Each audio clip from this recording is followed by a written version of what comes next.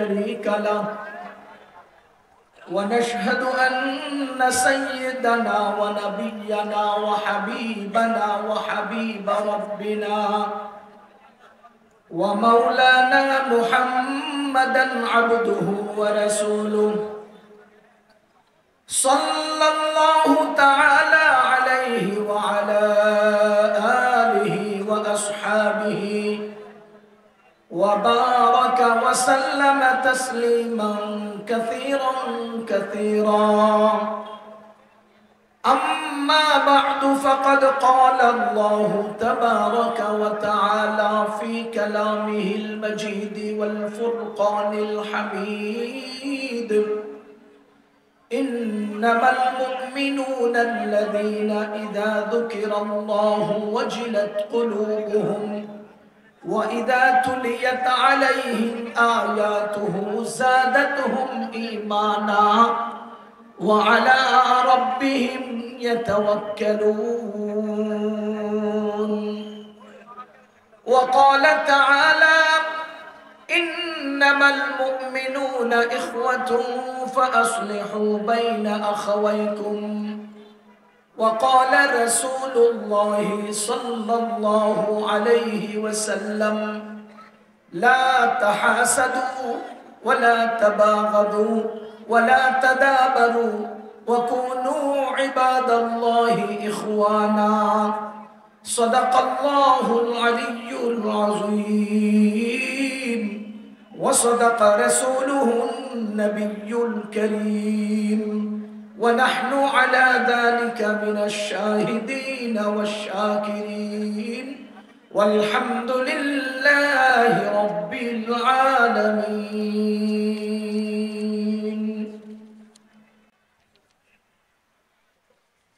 ये सच है कि बातिल की तरफदार नहीं हम, ये सच है कि बातिल की तरफदार नहीं हम, गद्दार न समझो हमें गद्दार नहीं हम, गद्दार न समझो हमें गद्दार नहीं हम। ऐ दौलत दुनिया न हिकारत से हमें देख, औरों की तरह तेरे तलबगार नहीं हम, औरों की तरह तेरे तलबगार नहीं हम। वो तेरी निगाहों में खतावार रहे हैं, खुद अपनी नजर में तो खतावार नहीं हम। फूलों की तरह नर्म मिजाज अपना है नजर, फूलों की तरह नर्म मिजाज अपना है नजर। हम तीर नहीं नेज़ा तलवार नहीं हम तीर नहीं नेज़ा तलवार नहीं हम।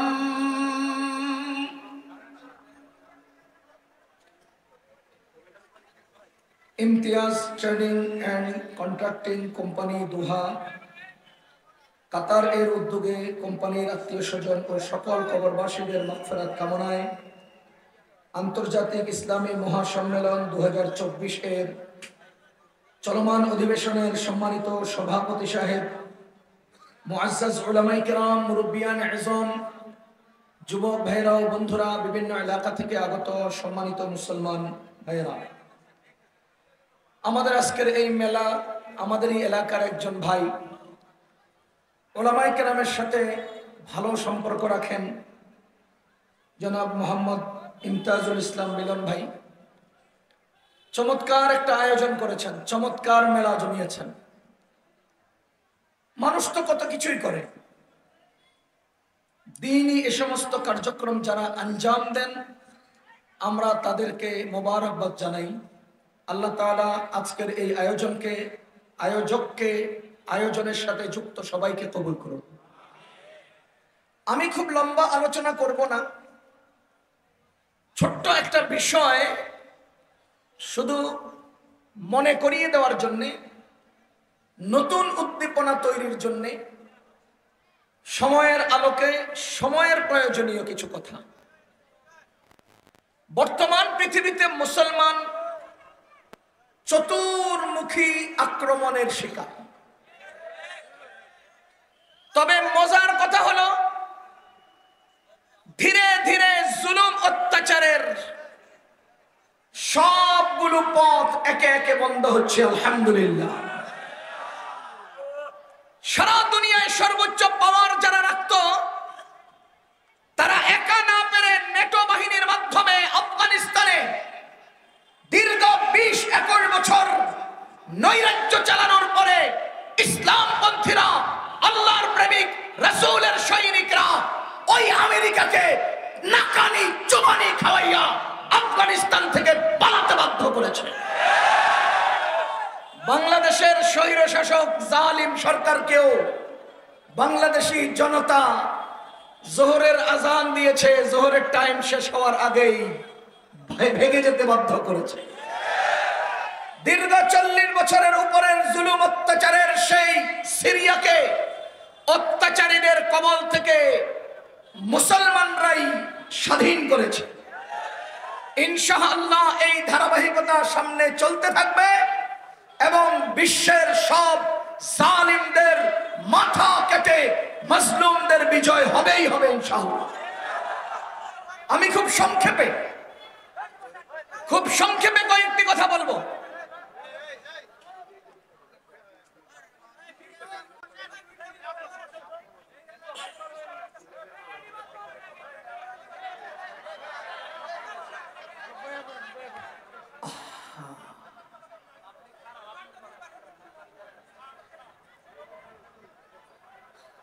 দাঁড়িয়েছেন কয়জন?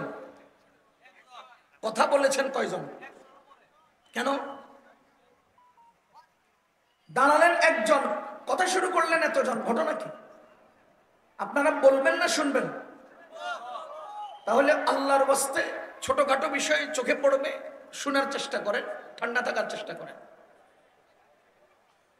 আল্লাহ, বর্তমান পৃথিবীর মুসলমান কেন এই পর্যায়ে গিয়েছে, কেন এমন পরিস্থিতির শিকার? 3টা কারণ। কয়টা কারণ? আপনাদের কাছে আরো অনেক কারণ থাকতে পারে, আপনাদের অভিজ্ঞতায় আরো অনেক কারণ ধরা পড়তে পারে। আমার ছোট্ট জরিপে, ছোট্ট জ্ঞানে আমি উপলব্ধি করেছি 3 কারণে আজকে বিশ্বের মুসলমান লাঞ্ছিত হচ্ছে, অপমানিত হচ্ছে। 1 নাম্বার কারণ, মুসলমান আল্লাহর রহমত নিয়ে চলবে, মুসলমান আল্লাহর উপর ভরসা করে চলবে, কিন্তু দুঃখজনক সত্য হলো মুসলমান আল্লাহর রহমতের গণ্ডি থেকে এখন লানতের গণ্ডিতে বসবাস করছে। মুসলমান আল্লাহর উপর ভরসা ছেড়ে দিয়ে বস্তু এবং ব্যক্তির উপর নির্ভরশীল হয়ে গেছে। সাহাবায়ে কেরাম আল্লাহ নির্ভরশীল ছিলেন, আল্লাহর উপর ভরসাশীল ছিলেন। আল্লাহর উপর ভরসা করে 60 জন সাহাবী 60,000-এর মোকাবেলে যুদ্ধ করেছেন। মাত্র 3,000 লোক 1,20,000-এর মোকাবেলা করেছেন। মাত্র 313 জন লোক 1,000 সশস্ত্র বাহিনীর মোকাবেলে বিজয় ছিনিয়ে এনেছেন। এর পেছনে একমাত্র শক্তি হলো আল্লাহর উপর ভরসা। আজকে হিসাব মিলান, আমরা আল্লাহর উপর ভরসা ছেড়ে ব্যক্তি আর বস্তুর উপর নির্ভরশীল হয়ে গেছি। আমরা এখন আল্লাহর দিকে মনোনিবেশ না করে মামুকে, দাদাকে, বাবাকে টেলিফোন লাগাই। আমরা আমাদের লিংকের পাওয়ার দেখাই, আল্লাহর রহমতের সম্পর্ক আমাদের সাথে আছে এটা আমরা মনে করি না। ভাইও, মুসলমানের মধ্যে বিশেষ মুসলমান যারা আলেম ওলামা, আজকে আলেম ওলামাও সমাজে অবহেলিত কেন? আলেম ওলামা সমাজে অবহেলিত কেন?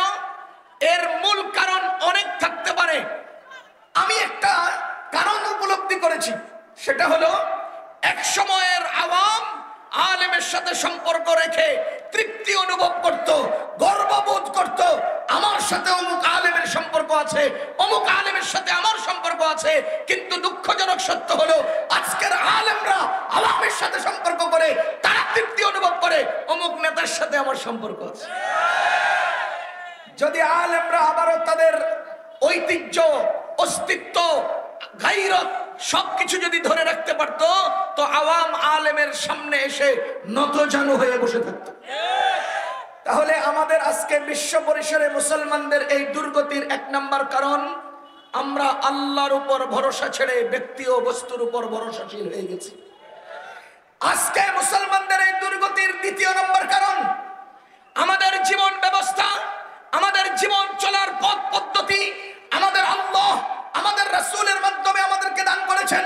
আমরা আমাদের রাসূলের সেই পরিপূর্ণ পরিচ্ছন্ন একমাত্র জীবন ব্যবস্থা সুন্নতের পথ ছেড়ে বেদাতের পথ, রুসুমাতের পথ, সাম্রাজ্যবাদীদের পথ, পশ্চিমাদের পথ অবলম্বন করেছি। খোদার কসম সাহাবায়ে কেরাম আলোকিত হয়েছেন নবীজির আদর্শে। আমরা আজকে লাঞ্ছিত হচ্ছি নবীজির আদর্শ ছাড়ার কারণে। আমি একটা যৌক্তিক প্রশ্ন করি আপনাদেরকে। বাংলাদেশে বাঙালি বসবাস করে, রোহিঙ্গারাও বসবাস করে, কথা বলেন।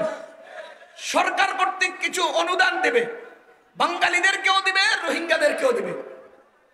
ঘটনার চক্রে বলা হলো বাঙালিরা লাইনে আসেন, রোহিঙ্গারা আপনারা আপনাদের লাইনে আসেন। একজন রোহিঙ্গা এসে বাঙালিকে বলল যে ভাই বাঙালি, আমাদেরকে জায়গা দিয়েছেন, থাকার ব্যবস্থা দিয়েছেন, খাওয়া দিচ্ছেন, আমাকে একটু সুযোগ দেন না, আমি বাঙালির কাতারে দাঁড়িয়ে একটু অনুদানটা নিয়ে নেই। অথবা কোনো বাঙালি বলল রোহিঙ্গাদের কাছে যে তোমাদেরকে আমরা জায়গা দিয়েছি, যে তোমাদেরকে থাকা খাওয়ার ব্যবস্থা দিয়েছি, আমাদেরকে একটু সুযোগ দাও না, তোমাদের কাতারে দাঁড়িয়ে আমি অনুদানটা নিয়ে নেই। বিবেককে জিজ্ঞেস করতে চাই, বলেন বাঙালির কাতারে রোহিঙ্গার জায়গা হবে? রোহিঙ্গার কাতারে বাঙালির জায়গা হবে না। বাঙালির কাতারে বাঙালির ইজ্জত, রোহিঙ্গার কাতারে রোহিঙ্গার ইজ্জত, বাঙালির কাতারে বাঙালির শক্তি, রোহিঙ্গার কাতারে রোহিঙ্গার শক্তি। ঠিক তেমনি ভাবে আমাদের মুসলমান নবীজির আদর্শের কাতারে আমাদের পাওয়ার, নবীজির আদর্শের কাতারে আমাদের শক্তি। আমরা আজকে পশ্চিমাদের কাতারে গিয়ে ইজ্জত তালাশ করছি। না না, আয়াবতাগুনা ইনদাহুমুল ইজ্জা ফাইনাল ইজ্জাতা লিল্লাহি জামিআ। তোমরা কি তাদের আদর্শে ইজ্জত খুঁজো? না, ইজ্জতের মালিক তো আল্লাহ, ইজ্জতের রব তো আল্লাহ। তুমি যেরকম বাঙালির কাতার থেকে রোহিঙ্গার কাতারে গেলে তোমাকে কনি দিয়ে সরাবে, রোহিঙ্গার কাতার থেকে বাঙালি কাতারে আসলে লাঠি মেরে তোমাকে সরাবে। তুমি মুসলমান কাফেরদের কাতারে গিয়েছো, এজন্যই তো তোমাকে